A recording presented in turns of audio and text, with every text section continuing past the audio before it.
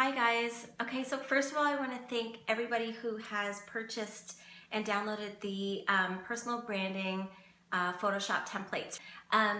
Now, I can't, if you do have questions, I can't comment on the sales page to you. I can't reply to you.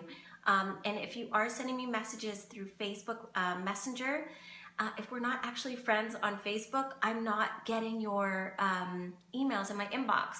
So what I've done is I've created this video to hopefully answer any commonly asked questions or anything that you're struggling with the template, and maybe help you take the template further by making it interactive so your clients can interact with you and contact you directly from the PDF. Okay, so what we're going to cover in this video are 4 things. I'm going to cover what you get in the download and how to work with those files and which files to choose depending on how you prefer working in Photoshop. I'm going to show you how to use the files that you get, how you put the photos in there, how you export those files. Then I'm going to show you how to create the PDF, okay? And lastly, I'm going to show you how to make your PDF interactive, so clickable and linking to your website. So thank you again for watching. These are PSD templates, so Photoshop templates that you will use to create a PDF that you can email to your clients. So this is for a digital information piece that you will send to your clients. So what do you get with the template? So what you're going to get is 8 Photoshop files, and each file represents an individual 2-page spread that will be an individual page in your PDF.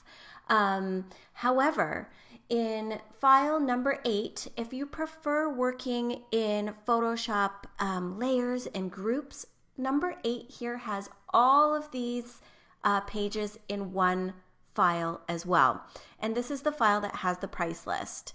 So if you prefer working in individual files, by all means open up each one separately and work in them separately. But if you prefer working in one Photoshop file where the pages are separated by groups in different layers, all you need to do is open number 8, which says the complete template. So file number 8 has 2 purposes.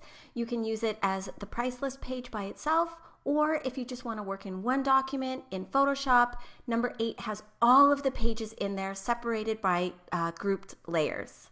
What it comes with is a cover page, which is this, and all the gray areas are where you would add your photos. Table of contents, so the gray areas again are where you would add your photos. Personal branding, what will it do for you? So this just primes your prospective clients on what these photos will actually do for them in their business. The next page I have here is the testimonials page, and you can add in testimonials that clients have sent to you, and in the black circles you would put the photos of the clients who left those comments.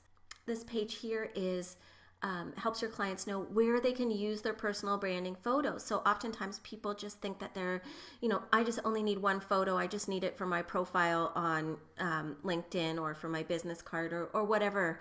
And here it gives them a list of other places that they might have not thought about using their personal branding photos. And this page here, it tells them who needs personal branding photos. So sometimes people think, oh, I'm not, a corporate, I don't work in, corporate America, or I don't need a headshot. And this kind of lists out all of the professions or all of the people that could be, benefiting from having personal branding photos. This page here I tend to use as my last page in my PDF. It's the end cover page. And again, you can rotate any of these pages in any different order. I usually put the price list before this page, but since the price list page doubles as the one file that has all of the pages in it, it is number 8 in this order. However, when arranging my PDF, which I'll show you next, I usually put page number 7, which is the end cover call to action, after the price list page, but I'll show you how to do this in a later section. One final note about the back cover page or the call to action page. What I'm going to show you in a later section is how to make this page interactive. So make that red button clickable so they can contact you right away. So if the client has gone through the entire PDF you've sent them, you don't want them to, fiddle around and try and get back to your website. You want to leave them with a spot where they can click and immediately contact you to book a session with you. So I'm going to go ahead and open file number 8 because it has all of the pages in it to demonstrate.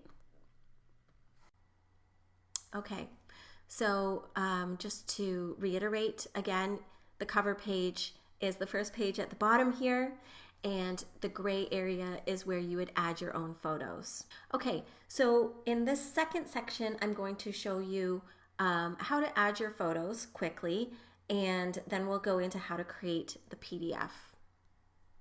So I'm just going to open the cover page here, and you'll see this layer here that says image placeholder. So this gray spot here is where you're going to place your own image.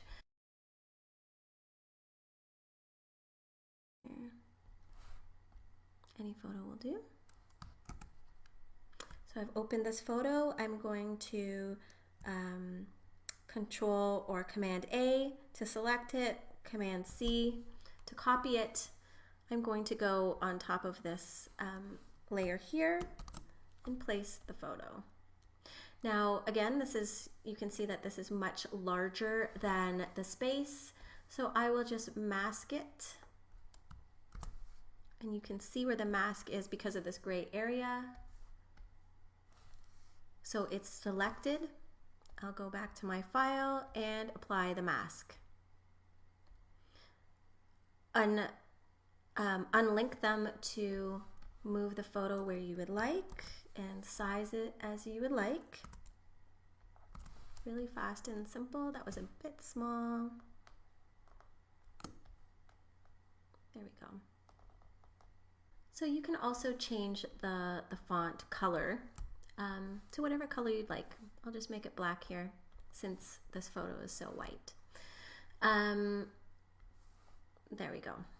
So this is the cover page, and this acts as a back cover page as if a magazine was already laid open for you.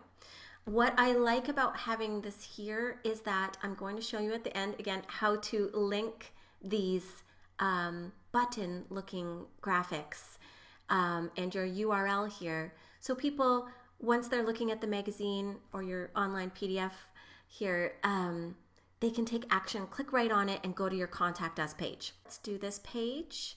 Again, you don't need to use all of the pages. If you don't want to use the table of contents, you don't have to. And none of the pages need to go in any specific order. It is completely up to you. And I'll show you how to arrange that in a PDF after I drop in these images. Okay, so say we're working on this page here, and I want to drop another image into the gray area. Let me open up that folder. Here is the layer that is the image placeholder. So let me quickly find an image to put here, and I've put a couple aside for us. So again, Command A, Command C, or Control A, Control C to select and copy. Then I'm going to Command Shift V.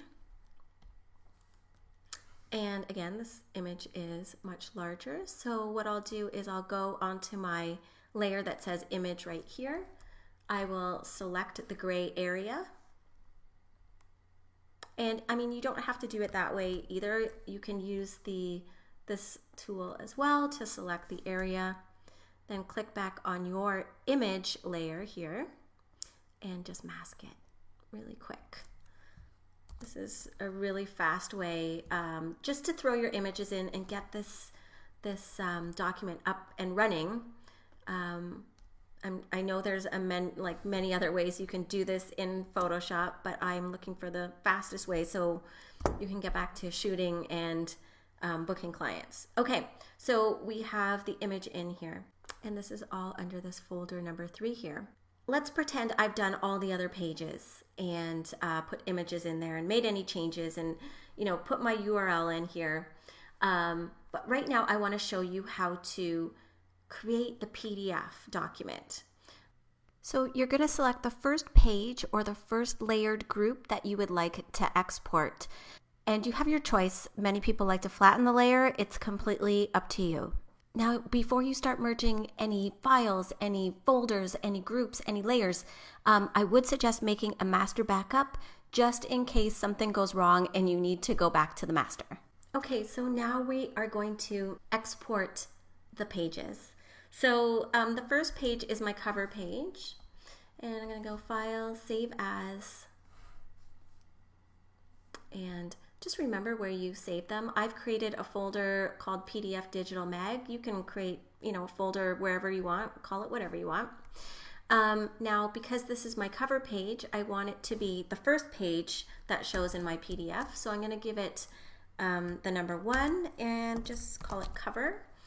And then I'm going to save it as a JPEG. And for this example, I would like this to be my second page. So I'm going to go File, Save As, find my folder again, and I want it to be the second page. So I'm going to call it 02, and I'll call it What Personal Branding, and save it as a JPEG. Save. So let's pretend that, I've designed all of my pages here. And then I've flattened all of my pages. Your pages will have your images in the gray spots. But for this example, I've just done the 2 pages, but I will put together a PDF with all the pages so you can see how that will look. For this example, I'd like this page here, Save As, and I would like it to be let's say the third page in my PDF. So I'll call it 3 and testimonials. Okay, and I really like this page. Who needs personal branding? Again, so save as, find my folder, and for this one I would like it to be the 4th page, and I'll call it Who Needs. So for this example, let's pretend I just want, these many pages, and this will be my back page with my call to action. Save as, find my folder, and it will be my 5th page. Okay. I like the order that they're in. If you want to change the order, you can always rename the file. So go rename, and then, if I want this to be the last page, not that, I'd want my cover to be the last page, but I would, change this to 06, for example. But I like the order that I have. And if you want to see it larger and you're using a Mac in the Finder, you can turn it to icons and then increase the size of the icons. And drag them around. So if you're like, ooh, I think this would be better here, just rename the files. Okay, but for my situation here, I do like the order. Okay, so now we'd like to put all of these pages together in one PDF document. So what you're going to do is you're going to either press Command A, or you can select it all this way. And when all of your files are selected, I'm going to Control right click, and I'm going to say Open with. Now it's not in that folder there, but I'm going to say Open with my Adobe Acrobat, and you need to use a Pro version, I believe, and there's a newer version as well. And then it will say it can create a single document with all the files that you're opening. Would you like this? Yes. Okay, so there we go. It's creating the PDF for us. So you can see I have the 5 files that match the 5 JPEGs that we created.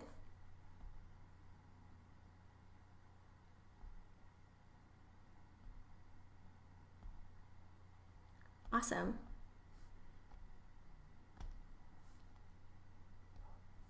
So the cover page,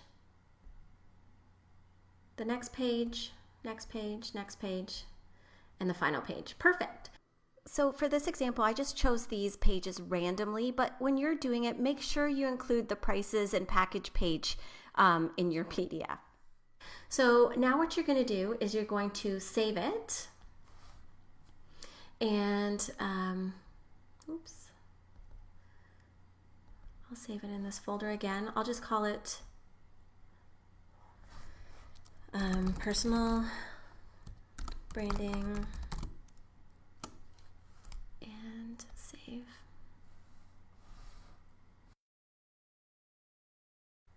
Okay guys, so now you've created your professional looking PDF that you can send to your clients. One last thing that I really like to do in my PDF is link all of these buttons and link my URL to the places I want those clients to go. So I have a call to action on all of the pages, and I think it's especially important, you know, on the last cover page to have this. So, you know, they've seen, you know, why they should have their personal branding photos, where they can use them, why they need more than, you know, just a couple. They've seen your pricing, and you want to leave them with, you know, somewhere they can take action and book you. You don't want them to, you know, fiddle around on their browser and try and find your website again and get sidetracked with something else. By having this on your last page, they can take action immediately. Okay, so how do you link it? So let me go to my front cover page. What you're going to do is go into Tools, and you're going to click Link here.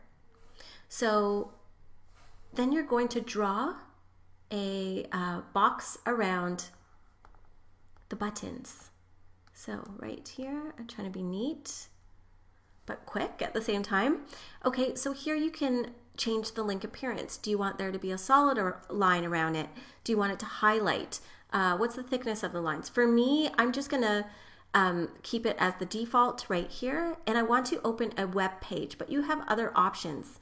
So I think it's a great idea to link to your contact page or to a squeeze page where they have to leave information and you can contact them. So next. So now you're going to want to enter in the URL for your contact page or your squeeze page. So what you'll do, this is my contact page. I'm going to copy the URL up here, and then I'm going to paste it right here. Okay. And again, you can link up here to, you know, just your home page if you'd like. So draw a line, a rectangle around that. I'm going to leave these all as default, and I'm just going to put my home page in there. So it's just coutureportrait.ca. Okay, so go through and do this on all the pages. This one is going to go to my contact page. Okay, so you'll do them all, and I'll just do it on my last page because I think this one's super important. Okay, then what you're going to do is save your document again. So